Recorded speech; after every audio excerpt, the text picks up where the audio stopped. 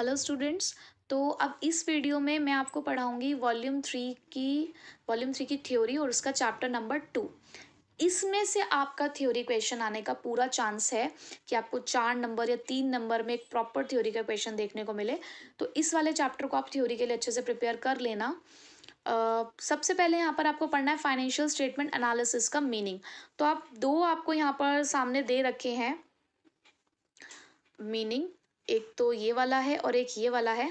आपकी चॉइस है कि आप इसमें से कौन से वाला करना चाहते हैं, जो इजी लगे वो कर लीजिए। तो फाइनेंशियल स्टेटमेंट है क्या? Financial statement analysis study of relationship है कि बहुत सारे आपके पास यहाँ पर फाइनेंशियल फैक्टर्स होते हैं बिजनेस के अंदर, जिसको हम एक सिंगल सेट ऑफ स्टेटमेंट में रिप्रेजेंट करते हैं, जो ट्रेंड्स को आइडेंटिफाई करते हैं कि हमारे फैक्टर्स कैसे चल रहे हैं। अब जैसे कि आपने फाइनेंशियल स्टेटमेंट्स बनाई, आपने बैलेंस शीट बनाई, आपने प्रॉफिट एंड लॉस अकाउंट बनाया, तो हम लोग रेशियोज कैलकुलेट करते हैं, राइट। तो जब हम रेशियोज को कैलकुलेट करते हैं तो वो ये बताते हैं कि हमारा बिजनेस कैसे चल रहा है। सपोज मैंने ग्रॉस प्रॉफिट रेशो निकाली, तो जब मैं 3-4 साल का ग्रॉस प्रॉफिट रेशो निकालूंगी, उसको कंपेयर करूंगी, तो मुझे ये पता चलेगा कि मेरे बिजनेस ऑपरेशंस कैसे चल रहे हैं, डायरेक्ट एक्सपेंसेस मेरे पास कितने होते हैं। मैंने नेट प्रॉफिट रेशो निकाली, तो मुझे ये पता चलेगा कि इतने सालों में मेरा नेट प्रॉफिट का ट्रेंड कैसे चल रहा है, अपवर्ड चल रहा है, डाउनवर्ड चल रहा है, या फ्लक्चुएशंस आ रही हैं। तो ये कुछ टूल्स होते हैं जो इन एनालिसिस में हम इस्तेमाल करते हैं। आप कैश फ्लो स्टेटमेंट बनाना आपने सीखा, तो कैश फ्लो स्टेटमेंट क्या बताता है कि इनफ्लो और आउटफ्लोज क्या होते हैं।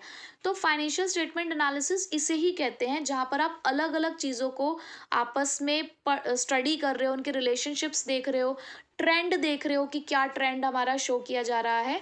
तो उसे ही कहा जाता है फाइनेंशियल स्टेटमेंट एनालिसिस। अब इस फाइनेंशियल स्टेटमेंट एनालिसिस के हमारे पास कुछ टूल्स और टेक्निक्स होते हैं, जिसमें पहला है कंपैरेटिव स्टेटमेंट, दूसरा है कॉमन साइज स्टेटमेंट, तीसरा है रेशियो एनालिसिस, एंड चौथा है हमारे पास यहाँ पे कैश फ्लो स्टेटमेंट।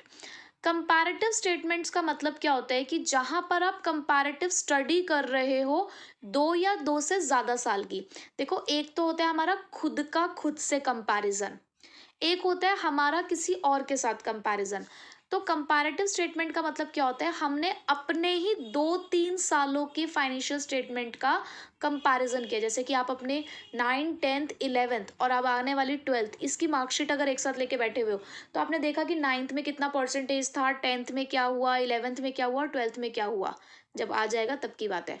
तो इसे बोलते हैं कंपैरेटिव स्टेटमेंट, जहाँ पर आपने अपने ही स्टेटमेंट्स को 3-4 साल के स्टेटमेंट लेकर आपने अपना खुद का कंपैरिजन चेक किया।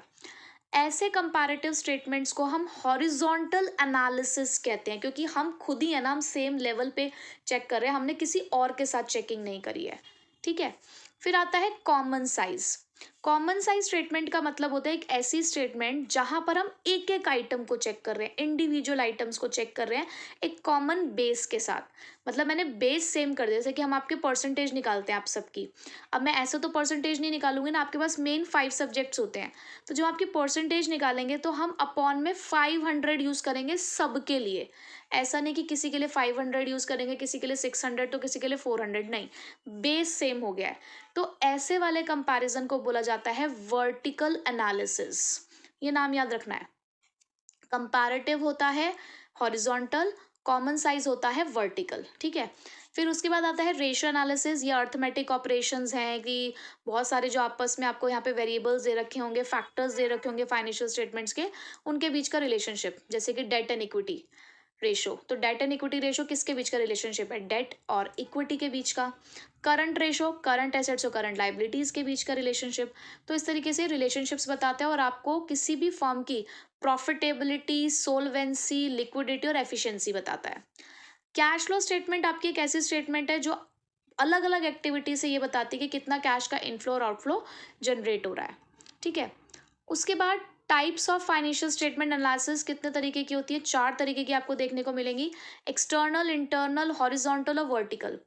एक्सटर्नल एनालिसिस वो है जहाँ पर जो आपका डिटेल रिकॉर्ड है, भाई जो बाहर वाले लोग हैं, अब उनको हमारे ऑर्गेनाइजेशन में क्या काम चल रहा है, कैसे चल रहा है, उनको नहीं पता। वो किस पे डिपेंडेंट है, जो हम छाप देते हैं वो उस पर डिपेंड करते हैं। तो एक्सटर्नल एनालिसिस उन लोगों के थ्रू कराया जाता है जिनके पास एंटरप्राइज की डिटेल रिकॉर्ड नहीं होती, जो छपी छपाई चीज़ों पे बिलीव करते हैं। तो उनके लिए हम क्या छापते हैं, statement of profit and loss देते हैं, उन्हें बैलेंस शीट देते हैं, रिपोर्ट्स देते हैं ऑडिटर वाली। ये जनरली ऐसी एनालिसिस का इस्तेमाल करते हैं हमारे investor, lender, creditor, government agencies, researchers, ये सब लोग।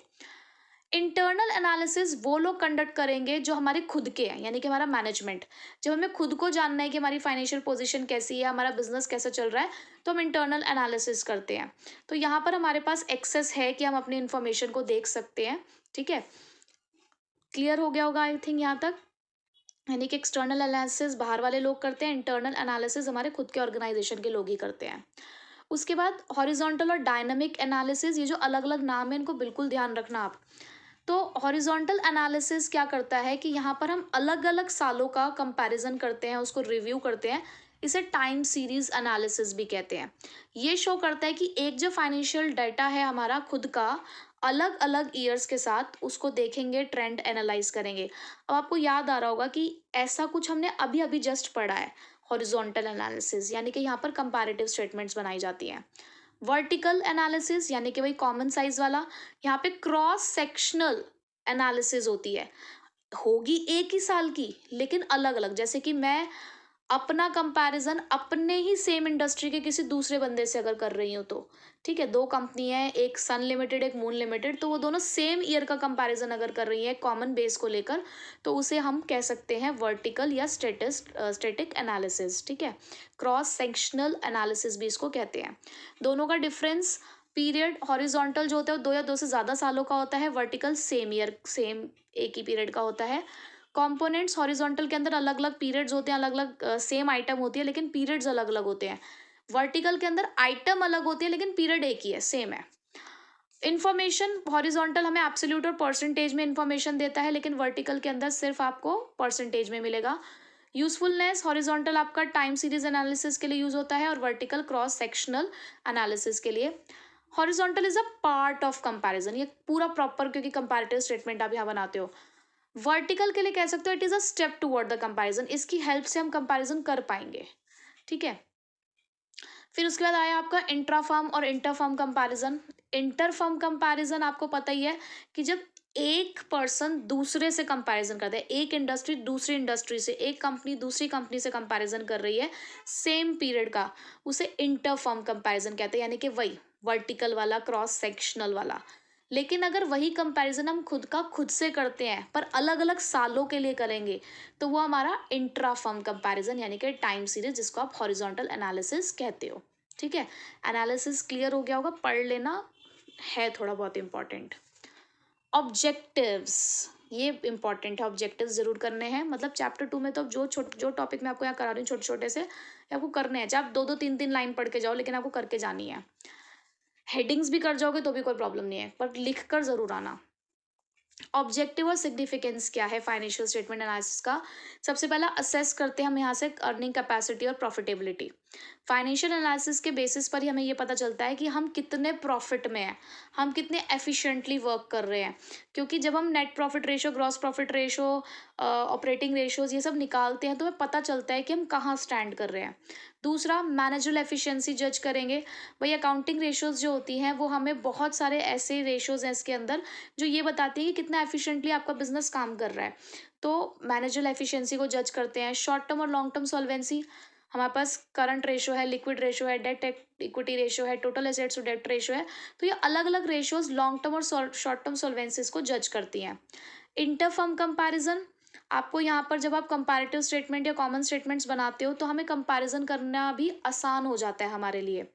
फोरकास्टिंग कर पाते हैं इसी के बेसिस पर, बजट्स बना पाते हैं क्योंकि हमें पता है कि हम कहाँ स्टैंड कर रहे हैं और आगे हमें क्या ठीक करना है, तो इसलिए ये ऑब्जेक्टिव है। अर्निंग कैपेसिटी बताना, मैनेजरल एफिशिएंसी को चेक करना, इंटरफर्म कंपैरिजन कराना, लॉन्ग टर्म और शॉर्ट टर्म सॉल्वेंसी चेक करना, और फोरकास्टिंग या बजट्स बनाने में। लिमिटेशन वही है जो आपने 11th में भी पढ़ी होंगी कि अकाउंटिंग की क्या लिमिटेशंस होती हैं, तो वही है कि एक तो हिस्टोरिकल एनालिसिस है, यहाँ पर क्या हुआ था उसके बेसिस पर एनालिसिस होता है, यहाँ पर फ्यूचर्स को रिफ्लेक्ट नहीं किया जाता। प्राइस लेवल चेंज इग्नोर करते हैं, आपको पता है यहाँ पर कि जो फ्रीक्वेंटली प्राइस चेंजेस होते हैं तो हम अपनी बुक वैल्यूज़ को चेंज नहीं करते। क्वालिटेटिव एस्पेक्ट्स को यहाँ पे प्योरली इग्नोर किया जाता है, क्वांटिटी पे ही डील करते हैं हम। जो फाइनेंशियल स्टेटमेंट्स की लिमिटेशन होती है वही यहाँ पर फाइनेंशियल स्टेटमेंट एनालिसिस की भी लिमिटेशन होती है। पर्सनल बायस से फ्री नहीं है, अकाउंटेंट कई बार अपने अकॉर्डिंग अपने ऑल्टरनेटिव चूज करते हैं, जैसे कि कौन सा डेप्रिसिएशन का मेथड यूज करना है, स्टॉक वैल्यूएशन के लिए कौन सा मेथड यूज करना है, तो उनकी अपनी पर्सनल चॉइस होती है। कई बार अकाउंटिंग प्रैक्टिसेस में वेरिएशंस भी आ जाते हैं, अलग अलग तरीके के रिजल्ट्स भी देखने को मिलते हैं। और विंडो ड्रेसिंग तो आपको पता ही है कि जो नहीं भी है उसे दिखाने की कोशिश करना सजा धजा के। तो विंडो ड्रेसिंग का मतलब क्या होता है कि फाइनेंशियल पोजीशन बेटर दिखाना बुक्स में अकाउंट्स को मैनिपुलेट करके। तो ये लिमिटेशंस हो गई और इस चैप्टर में आपको यही प्रिपेयर करना है।